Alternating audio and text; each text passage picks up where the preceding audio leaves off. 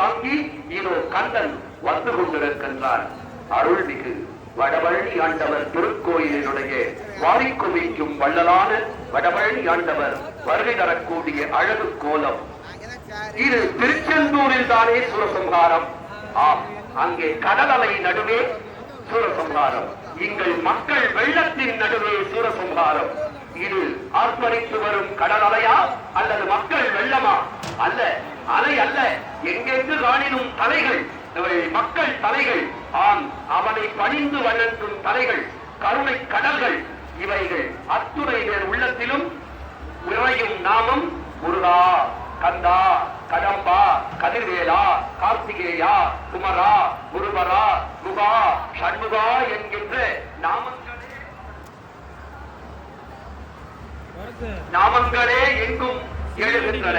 கந்தனுக்கு அரோகரா, முருகனுக்கு அரோகரா, முத்துக்குமரனுக்கு அரோகரா, வாரிக்குமைக்கும் வள்ளலான வடபழனி வள்ளலுக்கு அரோகரா என சொல்லி இதோ வீரவாகு தேவர், வீரகேசரி, வீர புரந்தரர், வீர ராக்கதர், வீர மார்த்தாண்டர், வீராந்தகர், வீர வீரர், வீர மகேந்திரர், வீர மகேஸ்வரர் என 9 வீரர்கள் அணிவகுக்க வீரவாகு தேவர் முன்னெடுக்க இதோ முருகப் பெருமான் 12 கரத்தோடு 6 முகத்தோடு பச்சை பட்டுடுத்தி குதிரையின் மீது வெற்றி வீரனாக பலம் வந்து கொண்டிருக்கின்றார்.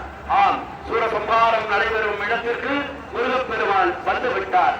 இதோ இதோ இந்த வினாடியிலிருந்து நம்முடைய துன்பங்கள் யாவும் தீரும். அடுத்தடுத்து சூரனின் தோற்றங்கள் வரும். சரசை, காசியப முனிவர் இருவரும் இணைந்து முதல் சாபத்தில் சூரபன்மனை பெற்றெடுத்தார்கள். அவர்களின் பெயர்வையில் அப்போது தோன்றியது 30,000 வீரர்கள். அடுத்த 2ஆம் சாபத்தில் சிங்கமுகாசுரன் தோன்றினான். அவனோடு அவனது பெயர்வையில் 15,000 வீரர்கள் தோன்றினார்கள். 3ஆம் சாபத்தில் யானை முகத்தோடு கூடிய தாரகாசுரன் தோன்றினான். அப்போது அவர்களின் பெயர்வையில் 40,000 வீரர்கள் தோன்றினார்கள். 4ஆம் சாபத்தில் அசமுகி ஆடு வடிவத்தில் தோன்றினாள். அப்போது அவர்கள் பெயர்வையில் 30,000 வீரர்கள் தோன்றினார்கள். இவர்கள் அனைவரும் தேவர்களுக்கு தீங்கு செய்கின்றனர். அந்த தீங்கினை முறியடித்து முருகப் பெருமான் அருளாட்சி செய்வதற்காக வருகை தந்த இடம்தான் வடபழனி. இதோ ஜெயந்திநாதராக இங்கே வருகை தந்திருக்கக்கூடிய முருகப் பெருமான் 12 கரங்களோடு 6 முகத்தோடு வெற்றி வீரனாக விழாக்கோலம் கூடும் தலைவனாக குறிஞ்சி தலைவனாக இதோ வந்திருக்கின்றார். குன்றிருக்கும் இடமெல்லாம் குமரன் இருக்கும் இடமாக முருகப்பெருமான் மனங்களில் மகிழ்வை தர, அடியார் பெருமக்களின் மனங்களில் மகிழ்வை தர இங்கே எழுந்தருளி இருக்கின்றார். பச்சை பட்டுடுத்தி குதிரை வாகனத்தில் ஏறி அமர்ந்திருக்கும் எங்கள் வடபழனி வள்ளலாகிய முருகப்பெருமானை கந்தனுக்கு அரோகரா, முருகனுக்கு அரோகரா, கடம்பனுக்கு அரோகரா, வாரிக்குமிக்கும் வள்ளலான வடபழனி ஆண்டவருக்கு அரோகரா என சொல்ல அன்போடு வேண்டுகிறோம்.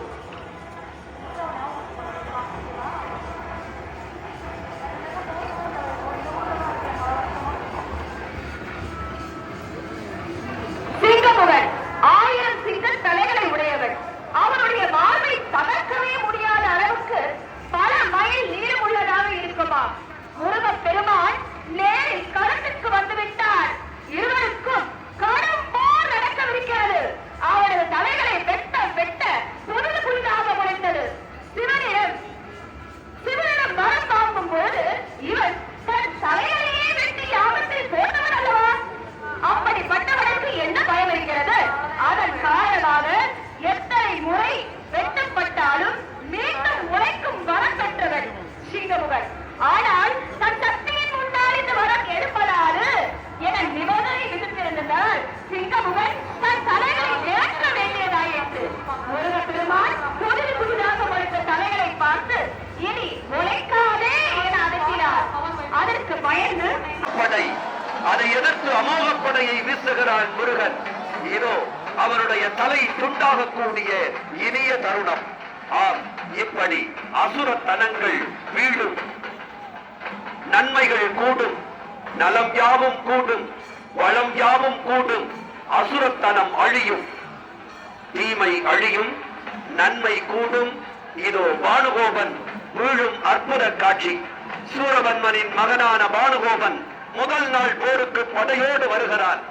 இவன் எழும்பி வந்த வீரன் போர்க்களத்தில் துவண்டு போனான். கந்தன் கைவேலுக்கு மடிந்து போனான். ஆம், நம்முடைய துன்பங்களும் துயரங்களும் கந்தனின் கைவேலுக்கு மடிந்து போகும் என்பதை சொல்லி அவன் புறமுதுகிட்டு ஓடும் காட்சியை நாம் பார்த்துக் கொண்டிருக்கின்றோம். வீரவாகுத்தேவர் படைத்தலைவராக முன்னின்று அதை வழிநடத்திக் கொண்டிருக்கின்றார்.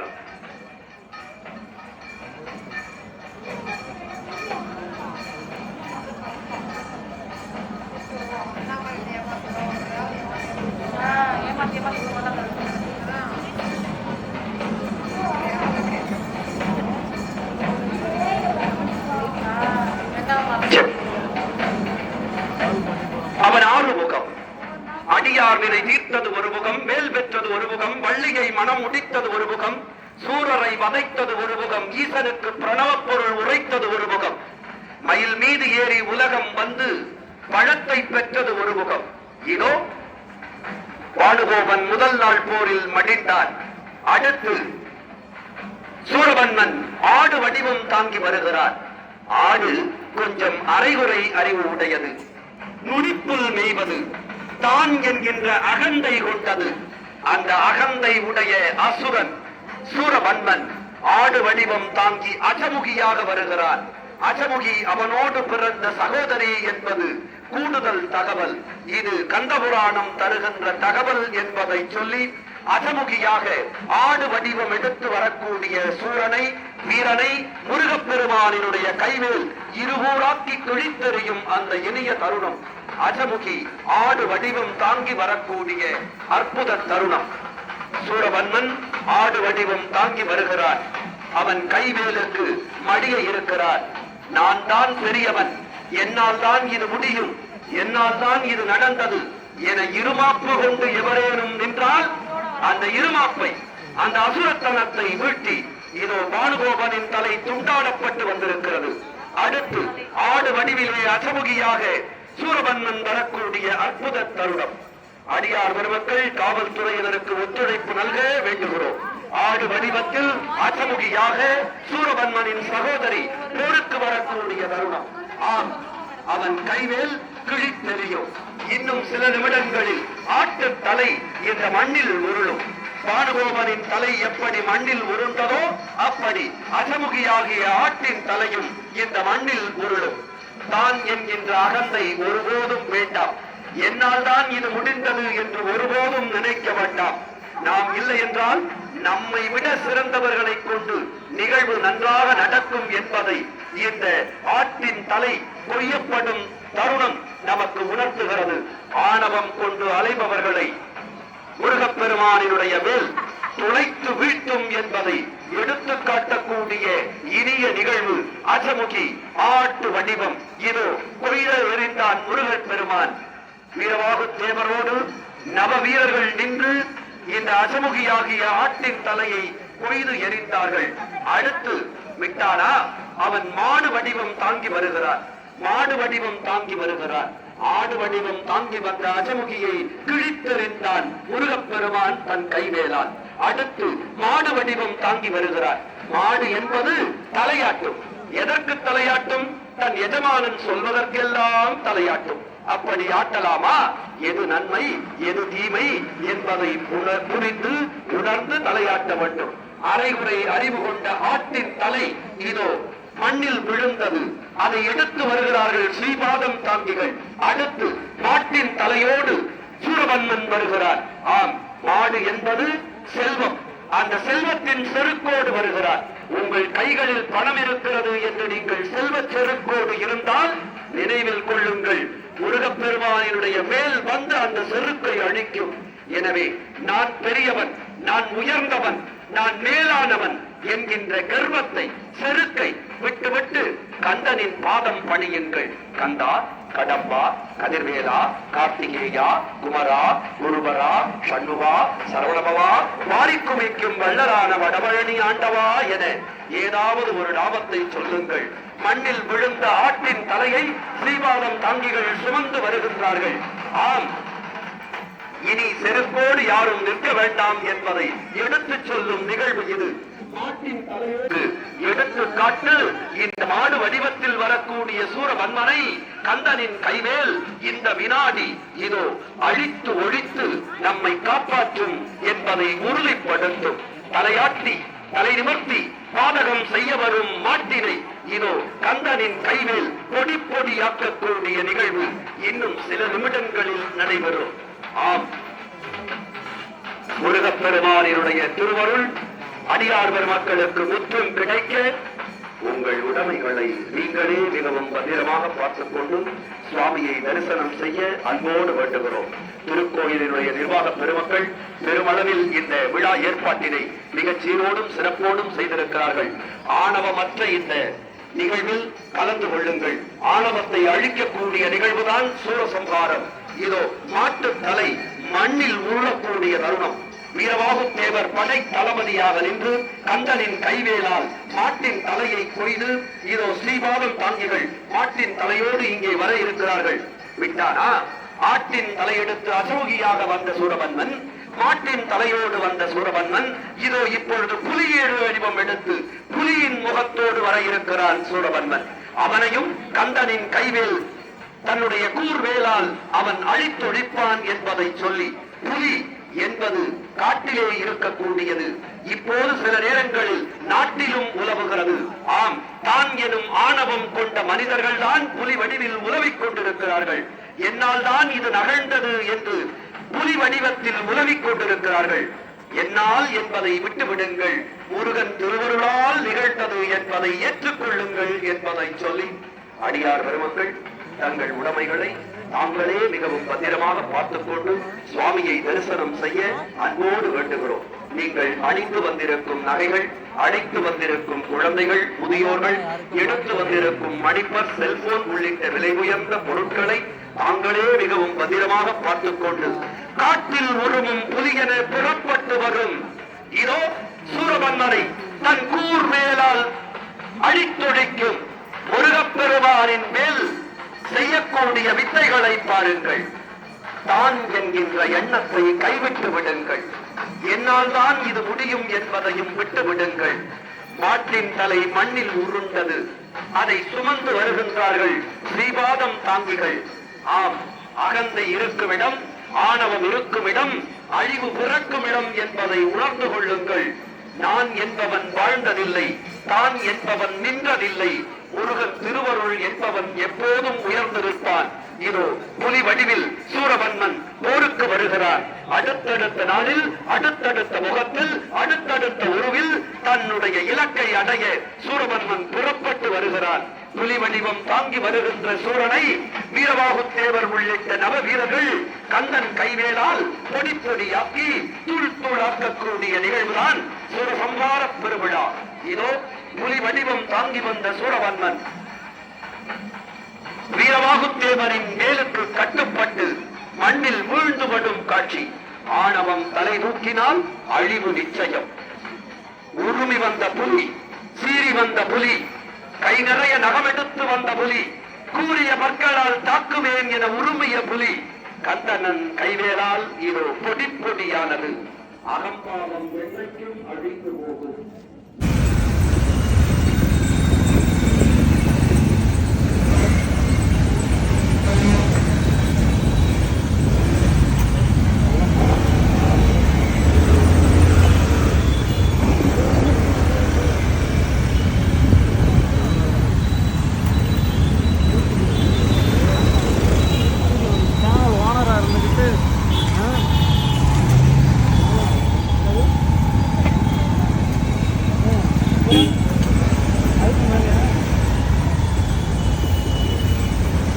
என்ன பண்ற நீ ஒரு சேனல் நீ டெய்லி வீடியோ ரொம்ப பழகிட்டு மக்களோட வீடியோ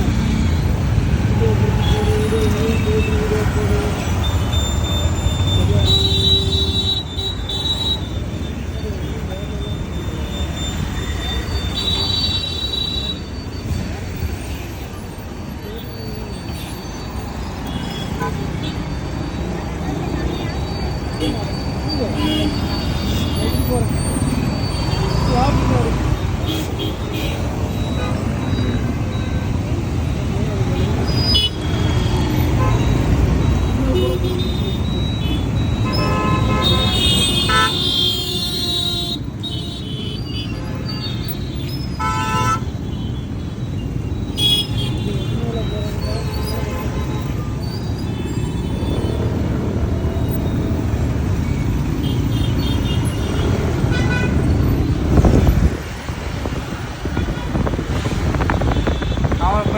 போஸ்ட்டை தாண்டிட்டோம். ஃபீனிக்ஸ் மால்லேருந்து ஃபிலிக்ஸ் மாலை கடந்து செக் போஸ்ட்டை தாண்டிட்டோம்.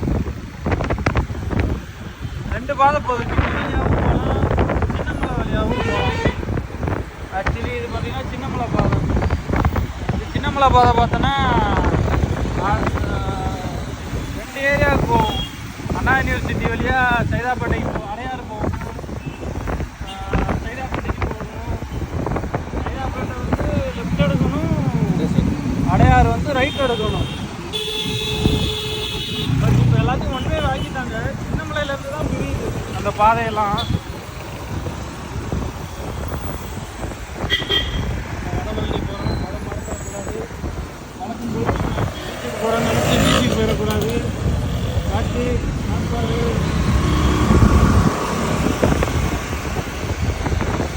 ஆமாங்க. ஒரு தடவை இப்படி தான் எங்கேயோ கிளம்பி போக வேண்டிய இடத்துக்கு போகாமல் இருக்காமல் பீச்சுக்கு போய் உட்காந்துட்டு கடல் நல்லா இருக்கேன்ட்டு அங்கே நின்று வாங்கி சாப்பிட்டு பிடிச்சதெல்லாம் மக்காச்சோலாம் அது இதுன்னு வாங்கி சாப்பிட்டு வீட்டுக்கு வந்தேன். என்னடா நம்ம எங்கேயும் கிளம்பணும் அப்படின்ட்டு மறுநாள் தான் ஞாபகமே வந்தேன். அதெல்லாம்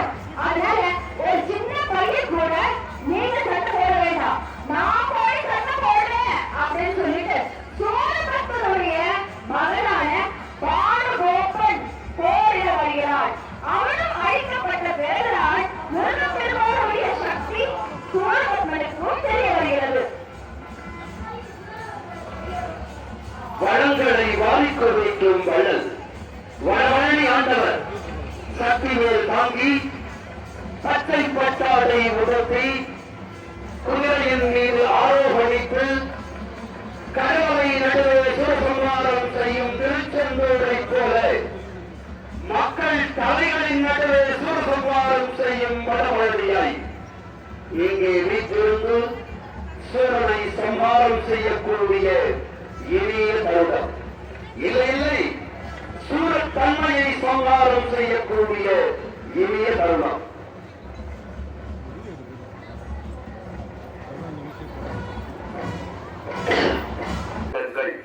நான் என்கின்ற எண்ணத்தை விட்டுவிடுங்கள், என்னால் ஆனது என்பதை விட்டுவிடுங்கள். முருகன் அருள் இதை நிறைவேற்றுகிறது என்பதை எண்ணி பாருங்கள். ஏற அவருடைய ஆணவத்தின் காரணமாக அழிவை பெறுகிறான் கஜமுகாசுரன். பெரியது, உயர்ந்தது, எல்லாவற்றிலும் மேன்மையானது, இருந்தாலும் 1000 பொன், இறந்தாலும் 1000 பொன், இப்படி சிறப்புடைய யானை வடிவம் தாங்கி வந்தாலும் இதோ அழிந்து போனான். காட்டின் அரசனான சிங்கமுகதா என எண்ணி கலங்கி நிற்கக்கூடிய நேரத்தில் இதோ கஜமுகாசுரனை முருகப்பெருமானினுடைய வேலுக்கு இரையாகக்கூடிய அற்புத தருணம். அடியார் பெருமக்கள் அருள் கூர்ந்து கரங்களை குவித்து முருகப்பெருமானிடத்தில் விண்ணப்பம் வையுங்கள். உங்கள் வேண்டுதல் யாவும் நிறைவேற்றப்படும். உங்கள் துயரங்கள் இன்பமாக மாறும். நீங்கள் எந்த பிரார்த்தனையோடு வந்திருக்கின்றீர்களோ அந்த பிரார்த்தனை நிறைவேறும். திருமணம் கைகூடும், குழந்தை பேறு கிட்டும், பதவி உயர்வு கிடைக்கும், தொழில் பலப்படும், நலப்படும். இதோ கஜமுகாசுரன் அழியக்கூடிய அற்புத தருணம். கந்தன் கைவேலுக்கு கட்டுப்பட்டு கஜமுகாசுரன் அழியும் தருணம். பொறுத்து பார்த்தார். வடிவங்கள் பல எடுத்தார். தன் உடன் பிறந்தார்களை அனுப்பினார். அப்போதும் இயலவில்லை. சூரபன்மன் தானே புறப்பட்டு விட்டார். இதோ இதுதான் இறுதி